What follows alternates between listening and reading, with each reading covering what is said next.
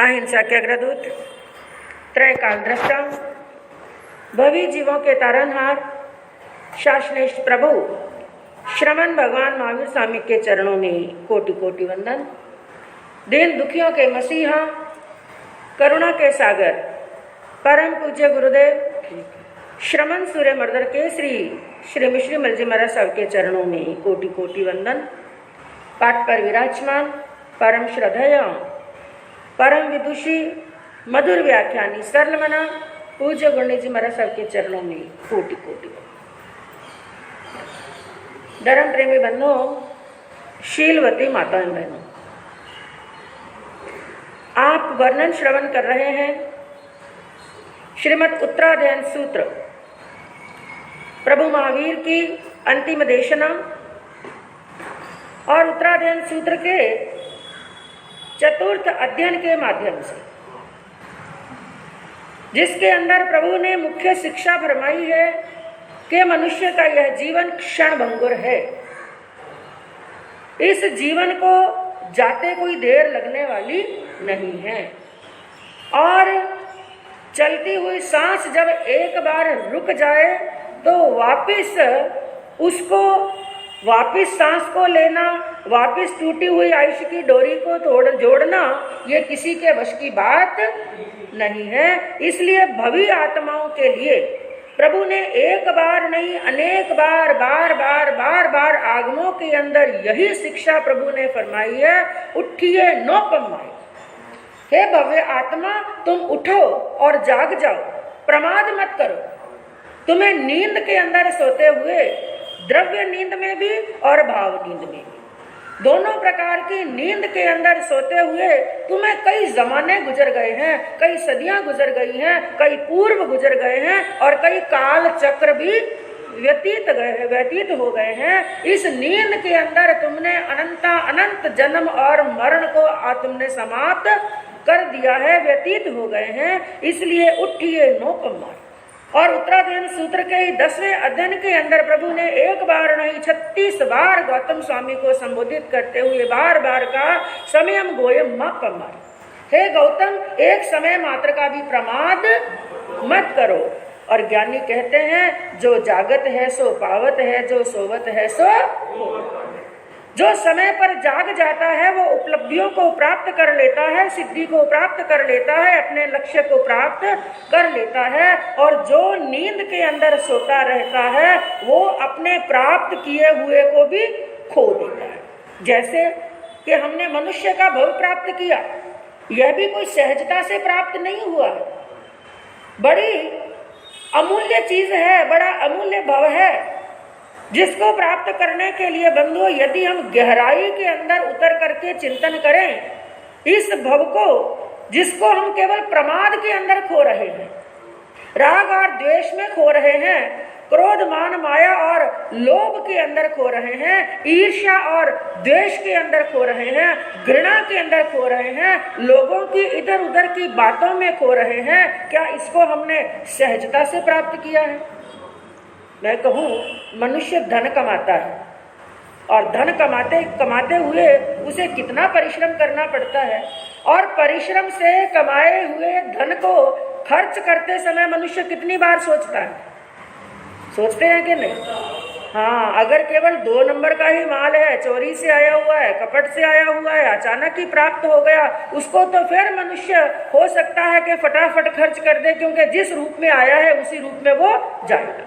लेकिन जिस धन को कमाने के लिए आपने पुरुषार्थ लगाया है, जिस धन को कमाने के लिए खून पसीना एक किया है, जिस धन को कमाने के लिए दिन रात पुरुषार्थ किया है, उस धन को एक एक पाई खर्च करते समय भी कितनी बार सोचना पड़ता है? 100 बार सोचते हैं कि यहाँ से अगर बिना खर्च किए हुए काम चल जाए तो ठीक। तो इतना सा पुरुषार्थ लगाया, थोड़ा सा पुरुषार्थ लगाया इस धन कमाने में, फिर भी खर्च करते समय मनुष्य 100 बार सोचता है। लेकिन ये मनुष्य भव रूपी जो धन हमने कमाया है, इसके अंदर कुछ घंटे, कुछ महीने या कुछ वर्ष नहीं लगे हैं। कितना समय लगा? कई जन्म लग गए। क्या लग गए? कई जन्म, और जिन जन्मों के अंदर कईयों के अंदर तो सैकड़ों वर्ष का आयुष था, कईयों के अंदर हजारों वर्षों का आयुष था, कईयों में लाखों वर्षों का आयुष था, और कईयों के अंदर करोड़ों वर्षों का आयुष था, और कई जन्मों के अंदर पूर्व वर्षों का भी आयुष था। इतनी लंबी लंबी उम्र लगाई, इतने लंबे समय के अंदर पुण्यवानी का बंध किया, तब जाकर के हमें क्या मिला? वापिस मनुष्य का भव मिला है। लेकिन चिंतन करने की बात यह है, प्रभु की कल्याणकारी वाणी ये कहती है, इतने पुरुषार्थ से, इतनी मेहनत से प्राप्त किया हुआ मनुष्य का भव हम कैसे खो रहे हैं?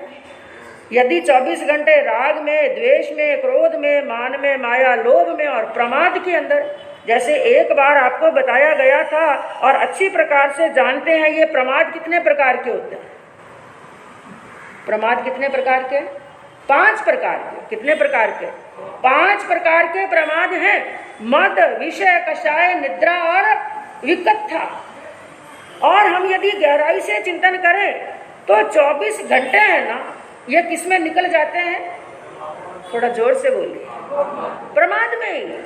यदि मनुष्य मद से बाहर निकलता है तो विषय में अटक जाता है, विषय से बाहर निकलता है तो कषाय में अटक जाता है, कषाय से बाहर निकलता है तो सो जाता है, और निद्रा से बाहर निकलता है तो विकथा में फंस जाता है, अपने लक्ष्य तक नहीं पहुंच पाता। जैसे कल गुरनी मैया ने एक दृष्टांत आपको दिया था, राजा ने क्या कहा था? जो मुझे ढूंढ लेगा इस मेले के अंदर वो राजा बन जाएगा। और हमें भी क्या बनना है? राजा ही तो बनना है। और कौन सा सिंहासन प्राप्त करना है? हाँ, करना है कि नहीं? इसलिए जोर से बोलिए। लक्ष्य तो है, अब कब मिलेगा वो हमारे ऊपर डिपेंड करता है, वो भी किसी दूसरे पर नहीं, हमारे पर ही डिपेंड करता है कि वो मोक्ष का सिंहासन भी हमें कब प्राप्त होगा। तो राजा ने क्या कहा कि जो मुझे ढूंढ लेगा वो राजा बन जाएगा, राज सिंहासन प्राप्त कर लेगा। लेकिन साथ में आपने ये भी श्रवण किया कि राजा ने ये ऑफर किसी 1-2 को नहीं दिया, 10 और 20 को नहीं दिया, पूरे गांव को दिया था। लेकिन राजा तक कितने लोग पहुंच सके? एक ही पहुंच सका। मैं कहूं बाकी का रास्ता क्या राजा ने रोका था? नहीं रोका। बाकी का रास्ता राजा ने नहीं रोका, किसी दूसरे शत्रु ने भी नहीं रोका। उनका रास्ता किसने रोका? प्रमाद ने रोका। किसने रोका? प्रमाद ने रोका। वो प्रमाद के अंदर फंस गए। ये दुनिया का जो आकर्षण है ये भी क्या है? प्रमाद, क्योंकि ये विषयों के अंदर आ जाता है।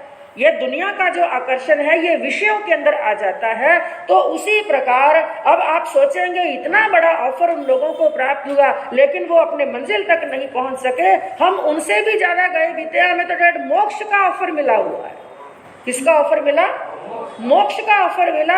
लेकिन क्षण भर की, ये क्षण भर का सुख जिन चीजों के अंदर है उन आकर्षणों के अंदर पड़ जाते हैं, और उनके बारे में निकलने का सोचते सोचते सोचते पूरा जीवन क्या हो जाता है? व्यतीत। और इस अध्ययन के अंदर यही तो शिक्षा दी है। प्रभु क्या फरमाते हैं, मनुष्य क्या कहता है जब धर्म कर्म करने की बात आती है, आत्म कल्याण करने की बात आती है, तो मनुष्य कहता है कि आज नहीं। हाँ, तो इस अगली गाथा के अंदर, इस 9वीं गाथा के अंदर प्रभु यही उपदेश देते हैं कि संसार का मनुष्य, कौन सा मनुष्य कह सकता है कि मैं धर्म ध्यान आज नहीं कल करूंगा। उसके लिए भी एक कंडीशन बताई।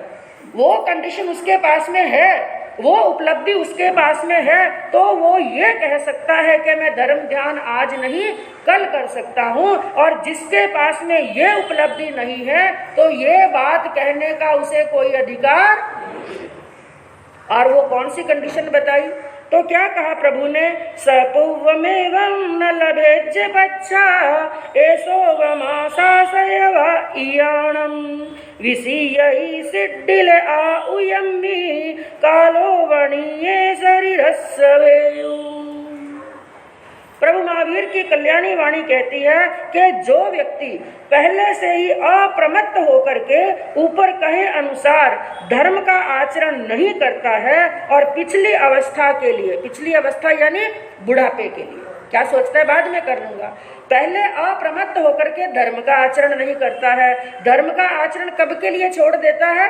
पिछली अवस्था, बुढ़ापे के लिए छोड़ देता है। लेकिन याद रखना, जैसे उसने पहले धर्म ध्यान नहीं किया है तो वो पहले के समान बाद में भी धर्म ध्यान नहीं कर सकता है, यह बात शाश्वतवादी कह सकते हैं।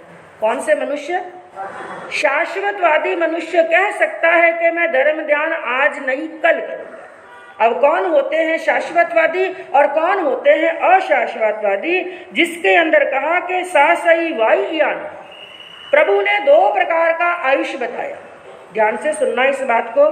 जब कभी बार बार हम कहें ना कि हम सामायिक आज नहीं कब करेंगे, हाँ कल करेंगे, धर्म ध्यान आज नहीं कल करेंगे, और अभी तक प्रवचन में नहीं आए कब जाएंगे?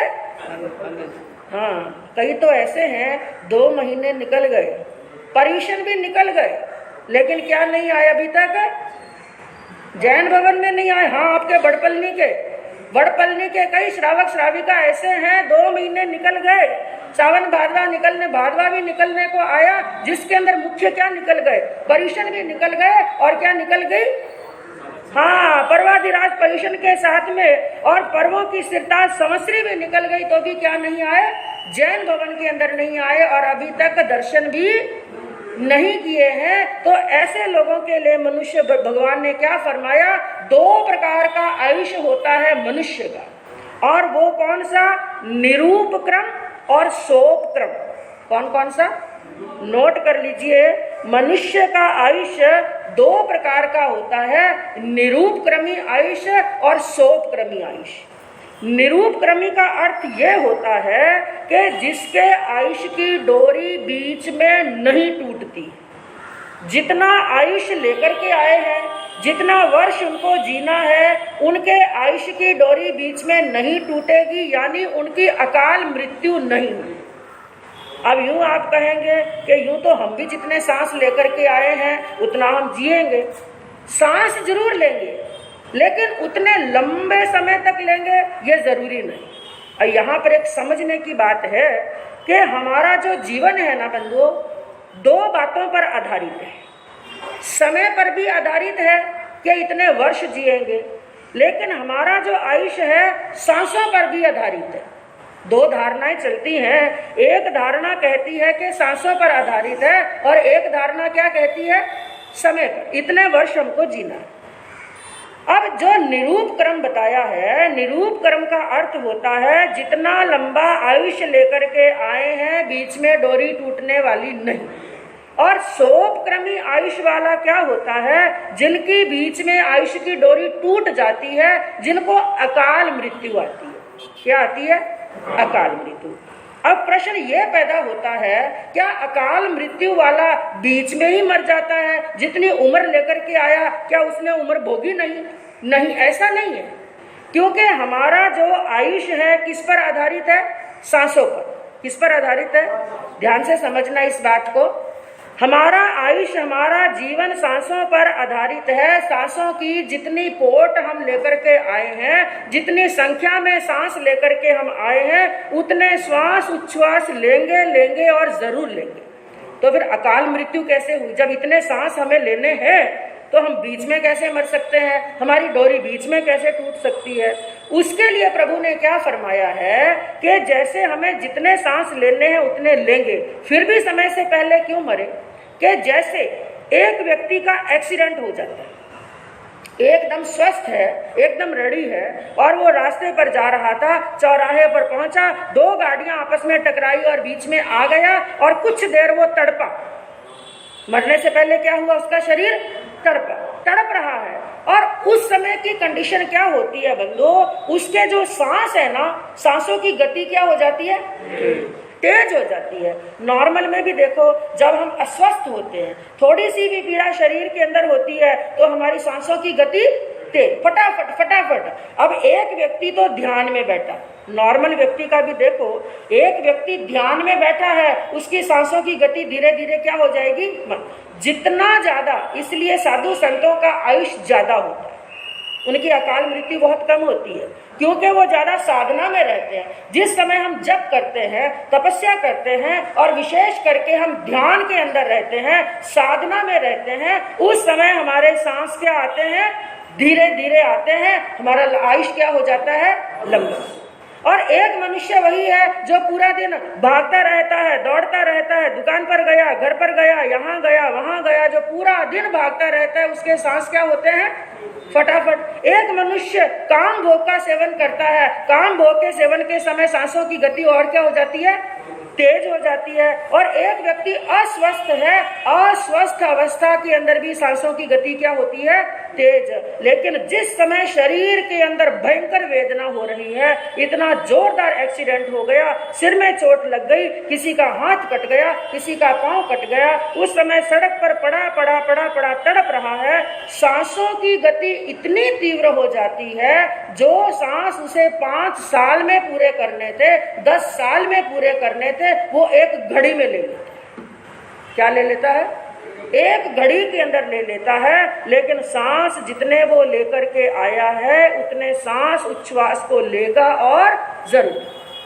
तो जिनकी आयुष की डोरी ऐसे बीच में टूट सकती है, एक्सीडेंट होने से मर सकता है, आग में जलने से मर सकता है, पानी में डूबने से मर सकता है, पहाड़ के ऊपर से नीचे गिरने में मर सकता है, अग्नि में जल करके मर सकता है, जिनकी ऐसी आयुष होती है, 100 क्रमी आयुष होती है, और ऐसी आयुष वाले होते हैं अशाश्वतवादी, उनके जीवन का कोई भरोसा नहीं।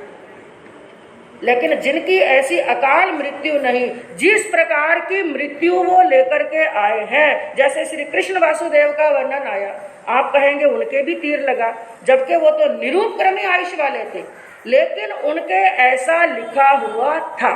इसलिए अरिष्टनेमिनाथ भगवान ने पहले ही फरमा दिया था, ऐसे ही मृत्यु लिखी हुई है। तो जो जितने आयुष लेकर के आए हैं, जिनकी डोरी बीच में नहीं टूटती है, वो कौन सा आयुष क्रम है? निरूपक्रमी। कौन सा है? निरूपक्रमी। और जिनके आयुष की डोरी बीच में टूट सकती है, वो कौन सा आयुष है? सोपक्रमी। तो अब आप ही बताइए, आपका और हमारा कौन सा आयुष है? सोपक्रमी है कि निरूपक्रमी है?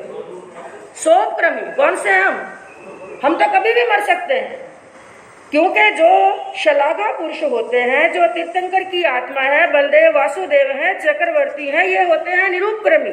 ये जितना आयुष लेकर के आए हैं उतना भोगेंगे, लेकिन आपका और हमारा कोई भरोसा नहीं है। तो भगवान क्या फरमाते हैं, जिनको जो शाश्वतवादी हैं, जिनका निरूप क्रम आयुष है, बीच में टूटने वाला नहीं, वो मनुष्य कह सकते हैं कि हम धर्म ध्यान आज नहीं, कब करेंगे?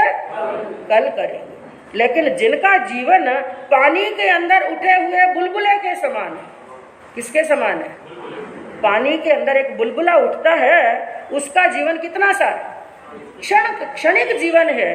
तो पानी के अंदर उठे हुए बुलबुले के समान जिनका जीवन है, और जिनका जीवन आकाश के अंदर घूम रहे उन बादलों के समान है। बादलों की जो छाया होती है वो भी लंबे समय की नहीं, बादल चलते रहते हैं, उनकी छाया भी चलती रहती है। और जिनका जीवन इतना चंचल है कि जैसे समुद्र के किनारे झाग आता है। क्या आता है? समुद्र के किनारे झाग आता है, कितनी लंबी देर तक रहता है, कोई भरोसा नहीं। और इसी उत्तराध्ययन सूत्र के 10वें अध्ययन के अंदर प्रभु ने क्या फरमाया, मनुष्य का जीवन कैसा है कि जैसे पत्ते के ऊपर पड़ी हुई ओस की बिंदु के समान। सुबह सुबह का समय होता है और आप देखते हैं, बाहर प्रकृति को देखते हैं, जब ठंडा मौसम, ओस पड़ रही है, तो पत्तों के ऊपर, फूलों की पंखुड़ियों के ऊपर पानी की क्या पड़ जाती है? बूंदे। और बूंदे कैसी चमकती हैं? मोती के समान, मोती के समान चमकती हैं। लेकिन उन बूंदों का आयुष भी लंबा नहीं। जैसे ही सूर्य की किरण पड़ी, एक बार तो जोरदार चमकती हैं, लेकिन और थोड़ा ताप लगा तो वो बूंदे वहीं पर क्या हो जाती हैं? समाप्त। तो उन बूंद के समान जिनका मनुष्य का जीवन शिथिल है, जिनकी मृत्यु बहुत नजदीक है, और मृत्यु काल निकट आने पर जब ऐसे मनुष्य का अंतिम समय पास में आता है, तो वो मनुष्य क्या करता है? पश्चाताप कि मैंने समय रहते धर्म की आराधना और साधना नहीं की है। तो जिनके जीवन का कोई भरोसा नहीं, उसे कल पर ना छोड़ करके आज को ही साध लेना चाहिए। इसलिए ज्ञानियों ने कहा कि काल करे सो आज कर, काल करे सो आज कर, और आज करे सो अब। परलय पल में परलय होएगी, फिर बहुरी करेगा। लेकिन जो प्रमाद के अंदर पड़ा हुआ मनुष्य है उसने अपनी धारणा बिल्कुल ही बदल दी। उसने क्या कहा, आज करे सो काल कर। इतनी जल्दी क्या है भाई, आज करे सो काल कर और काल करे सो परसों। इतनी जल्दी क्या करे बंदे जब जीना है बरसों। इतनी जल्दी क्या, अभी कार्तिक की पूनम तक धर्म प्रभा जी महाराज साहब यहाँ से जाने वाले, आज नहीं गए कल चले जाएंगे और कल नहीं गए तो परसों चले जाएंगे। करते करते ये नवरात्रि भी निकल जाएगी, भगवान का निर्वाण कल्याणक भी निकल जाएगा और कार्तिक की पूनम भी आ जाएगी कल कल करते हुए। और फिर क्या सोचेंगे, कोई बात नहीं, इस चातुर्मास में नहीं गए तो चातुर्मास तो क्या होंगे, आगे भी होते रहेंगे, अगले चातुर्मास में चले जाएंगे। बंधुओं एक बात याद रखना, आप ये बात कह सकते हैं चातुर्मास होंगे, हर साल होंगे या 2 साल के बाद में होंगे और बड़े अच्छे अच्छे चातुर्मास होंगे, बड़े बड़े ज्ञानी महात्माओं के, बड़े आचार्य भगवंतों के चातुर्मास हो सकते हैं। लेकिन हम अगला चातुर्मास देखेंगे कि नहीं देखेंगे ये कोई गारंटी। इसलिए जो समय की साधना कर लेता है बंधुओं वो अपनी मंजिल को प्राप्त कर लेता है। बाकी ये जन्म मरण करते करते तो अनंत काल व्यतीत हो गया है। और ज्ञानी क्या कहते हैं कि हे मनुष्य, यदि तू जन्म मरण को मिटना चाहता है, जन्म मरण को समाप्त करना चाहता है, तो क्या कहा कि जन्म मरण के रोग को जो तू मेटन चाहे, हे भव्य आत्मा, यदि तू जन्म और मरण का रोग, ये सबसे बड़ा रोग है। प्रभु ने 4 महादुख बताए, लेकिन ये दुख उससे भी बड़ा, जन्म और मरण का दुख ये महादुख है। यदि तू जन्म और मरण के दुख को मिटाना चाहता है तो क्या कर के जन्म मरण के रोग को जो तू मेटन चाहे, शरण गहो जिन राज की इमसम दूजा नाम। किसकी शरण ग्रहण करो, जिन राज की, जिन वाणी की शरण को ग्रहण करो। 3 काल के अंदर, 3 लोक के अंदर जिन राज जैसी शरण और जिन वाणी जैसी शरण ना कोई हुई है और ना ही कभी होगी। और जिन वाणी औषध पियो, क्योंकि हमारे पीछे जो बीमारियां लगी हुई है, शरीर में जब बीमारी आती है तो हम क्या लेते हैं, औषधि लेते हैं। तो ये जन्म मरण की भी हमको क्या लगी हुई है, बीमारी लगी हुई है। इस बीमारी को यदि दूर करना है तो कौन सी औषधि पीनी पड़ेगी, जिनवानी रूपी औषधि पीनी पड़ेगी, तभी हमारे जन्म और मरण की पीड़ा समाप्त हो सकती है। और बंधुओं ये जिनवानी आपको बार बार जगाती है। एक बार का एक प्रसंग, एक नवहत्ता केसरी सिंह जंगल के अंदर गहरी नींद में सो रहा था। इधर उधर खूब भागा, खूब दौड़ा, थक गया था। और मनुष्य हो चाहे त्रियंच हो, थक जाते हैं तो क्या आ जाती है, और थकने के बाद में तो बड़ी मस्त नींद आती है। और कई बार तो इतनी गहरी नींद आ जाती है, इतनी गहरी नींद आ जाती है, बाजू में कोई आए कोई जाए, कोई बर्तन पटके, बच्चे हल्ला करे, टीवी चलाए तो भी क्या नहीं जागती है। हाँ, ऐसी ही नींद समझ लीजिए। नवहत्ते केसरी सिंह को ऐसी बड़ी मस्त नींद के अंदर, गहरी नींद के अंदर खुले मैदान में सो रहा था। और उस समय शिकारियों ने अवसर देखा।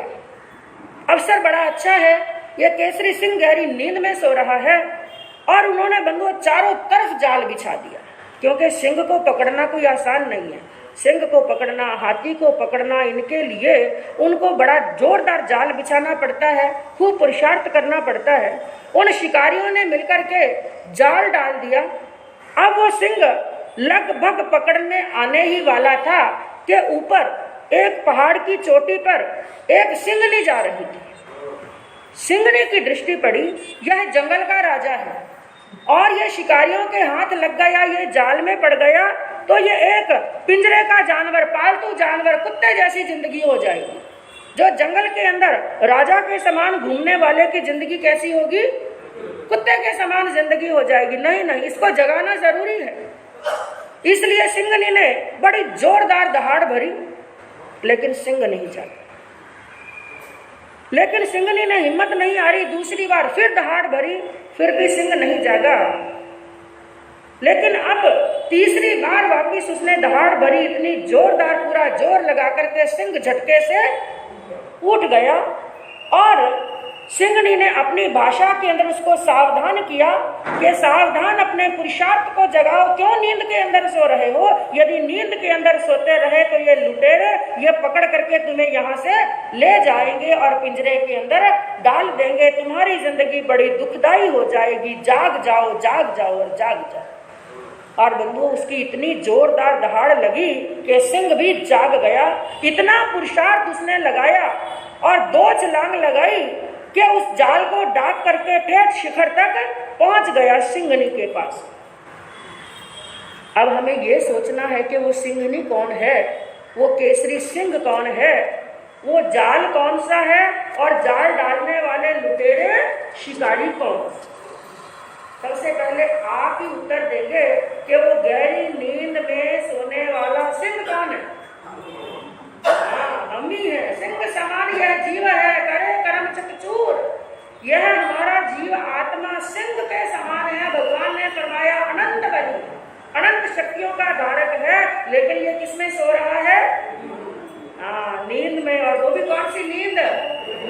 मोह की नींद, आसक्ति की नींद। ये मेरा परिवार, मेरा घर, मेरा धन, मेरा ये तन मेरा। लेकिन भगवान कहते हैं क्या? मेरा मेरा मेरा मेरा कर रहा है। इस मैं और मेरे को छोड़। भगवान ने 2 चीजें फरमाई, 2 चीजों को छोड़ दो और 2 चीजों को ग्रहण करो। याद रखना, 2 चीजों को छोड़ना और 2 चीजों को ग्रहण करना। कौन कौन सी 2 चीजें? मैं और मेरा। कौन कौन सी? पहली तो मैं। हर एक चीज, कोई घर के अंदर काम होता है, संघ समाज में काम होता है, व्यक्ति अपना सीना तान करके क्या कहते हैं? ये काम किसने किया? मैंने किया, मैं हूं करने वाला। लेकिन ज्ञानियों ने कहा ये मैं तो है ना, राजा रावण की भी नहीं। एक बकरा होता है, बकरे को बलि का जो बकरा होता है बलि पर चढ़ाने के लिए लेकर के जाते हैं, तब तक लास्ट तक वो क्या करता रहता है? मैं करता रहता है। मैं करने वाले को क्या कटाना पड़ता है? शीश। तो एक तो इंसान करता है मैं लास्ट तक करता रहता है, और दूसरा करता है मेरा। ये घर मेरा, परिवार मेरा, बच्चे मेरे, संपत्ति मेरी, ये गाड़ी मेरी, ये बंगला। और मेरा मेरा करते करते सब कुछ क्या छोड़ जाता है? पीछे छोड़ जाता है। तो ज्ञानियों ने कहा 2 चीजों को छोड़ दो। कौन कौन सी? मैं और मेरा। और 2 चीजों को धारण कर लो, तू और तेरा। क्या? तू और तेरा मतलब तू यानी भगवान। भगवान को कहते हैं जो भी इस दुनिया के अंदर शक्ति है, मेरे अंदर भी पावर है, वो कौन है? वो तुम ही हो। मुझे सद्बुद्धि देने वाले भी तुम हो, सत्कार्य कराने वाले भी तुम हो, पुण्य का कार्य कराने वाले तुम, दान दिलाने वाले तुम, और जो कुछ भी है वो सब किसका है? तेरा है। तो सिंह समान यह जीव है, हमारा जीव है उस नवते केसरी सिंह के समान, लेकिन किसमें सोया हुआ है? नींद के अंदर सोया हुआ है। और जो वहां पर शिकारी आए, वो शिकारी कौन है? क्रोध, मान, माया, लोभ, राग, द्वेष, ईर्ष्या, क्षय, घृणा, निंदा, ये सब के सब शिकारी हैं। इन्होंने क्या डाल दिया? जाल। और जाल कौन सा है? कर्मों। किसका? क्योंकि जब हम क्रोध, मान, माया, लोभ में पड़ेंगे तो किसका बंद होगा? कर्मों के जाल के अंदर फंस जाएंगे। लेकिन उस पहाड़ी की चोटी पर खड़ी खड़ी वो सिंहनी जगा रही है। वो सिंहनी कौन है? जिनवानी। बार बार जिनवानी जगा रही है। और उस सिंहनी के जगाने से बंधु सिंह जाग गया तो जाल से बाहर निकल गया। और यदि वो नहीं जागता तो क्या चला जाता? पिंजरे के अंदर चला जाता। तो हमें भी चिंतन करना है, हमें भी जिनवानी रूपी बार बार जगा रही है। यदि सिंह के समान जाग गए तो ठेठ कहां पर पहुंच जाएंगे? मोक्ष के अंदर। नहीं तो फिर ये 24 दंडक 4 गति 84 लाख जीवा योनि के अंदर भटक रहे हैं और भटकते रहेंगे। तो यदि नहीं भटकना है बंधुओं तो समय पर जागेंगे, भगवान के नाम का स्मरण करेंगे, अपने जीवन के अंदर सत्कार्य करेंगे तो इस भर में कल्याण होगा। इसी भावना से अहिंसा के अग्रदूत त्रय काल